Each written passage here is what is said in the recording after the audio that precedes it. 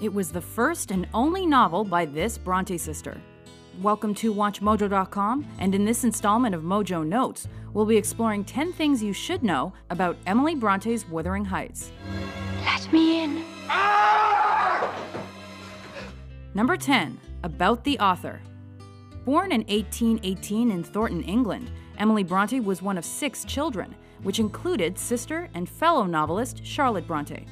Following their mother's death, Emily was mostly homeschooled and found the inspiration to write through reading. Soon, she and Charlotte began publishing poems under pen names. The shy and withdrawn Bronte's only novel was Wuthering Heights, as she died from illness shortly thereafter. Number 9. Influences and inspirations. Wuthering Heights was published in 1847 under the pen name Ellis Bell. The novel's uncensored descriptions of its characters' strong feelings and conflicts, and what was perceived as a lack of morality, shocked many who followed the Victorian social code. I simply cannot understand how your brother can allow that beast of a gypsy to have the run of the house. Don't talk about him. Kathy, how can you, a gentlewoman, tolerate him under your roof? Roadside beggar giving himself airs of equality.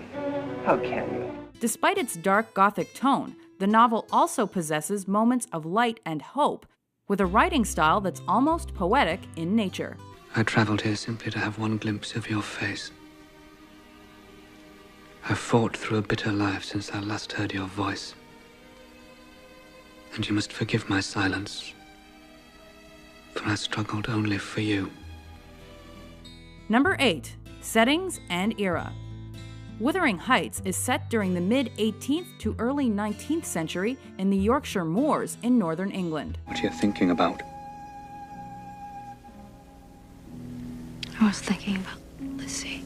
This dark and dreary farmhouse is home to Mr. Heathcliff and serves as a contrast to the peaceful and welcoming Thrushcross Grange that's rented by Mr. Lockwood.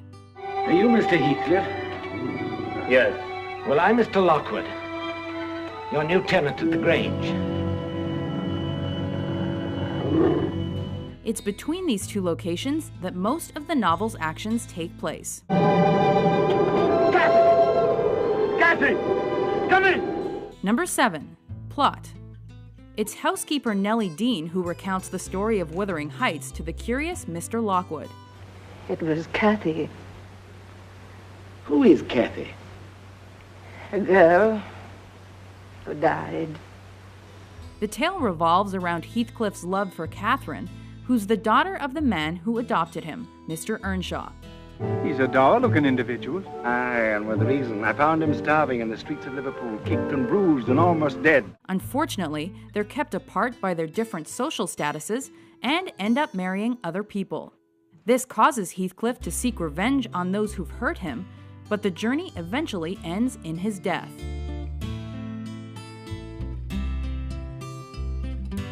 Number 6. Heathcliff. Do not leave me in this dark alone, for I cannot find you. I cannot live without my life. I cannot die without my soul. Taken in by Mr. Earnshaw after being orphaned, Heathcliff quickly falls in love with Catherine. However, his lack of social status causes her to marry another. A cold wind went across my heart just then. A feeling of doom. You touched me and it was gone. And though he makes the effort to change, Heathcliff and Catherine don't end up together. You may smile at him without fear of offending me, because it's my wife who smiles. My wife who loves me. Yes. His subsequent anger, quest for vengeance, and heartache eventually kill him. Number 5. Catherine Earnshaw. Catherine Earnshaw is torn between her love for the poor and rough Heathcliff and the desire for a better life with a more educated man, Edgar Linton. Why do you love him? Because he's handsome and pleasant to be with. And that's not enough. Because he'll be rich someday. And I'll be the finest lady in the county. Oh, As a result of her transformation from a rebellious young girl into a woman interested more in status, she chooses Edgar over Heathcliff. No one will ever kiss me again but you. No one. I'll be your wife. This decision is what brings the story together and drives a devastated Heathcliff to marry Isabella. You won't be lonely anymore. It's only while approaching her deathbed that Catherine briefly reconciles with him. I'm yours, Heathcliff. I've never been anyone else's. She doesn't know what she's saying. Number 4. Other characters. Get out. It's too early in the morning to look on the devil. Hindley is Catherine's older brother, and his jealousy over her father and sister's affections for Heathcliff makes him angry and full of hate. I'll have my gold and I'll have your blood and hell can have your soul! The well-mannered and educated Edgar Linton is the man who becomes Catherine's husband. He loves her so much that he lets Catherine do almost whatever she pleases. It was just a young girl's fancy, but one must be careful not to inflame it with too much opposition. This leads to an unloving and unhappy marriage between Heathcliff and Edgar's spoiled sister Isabella, who doesn't realize how badly she's being treated for some time. Let your heart look at me just once.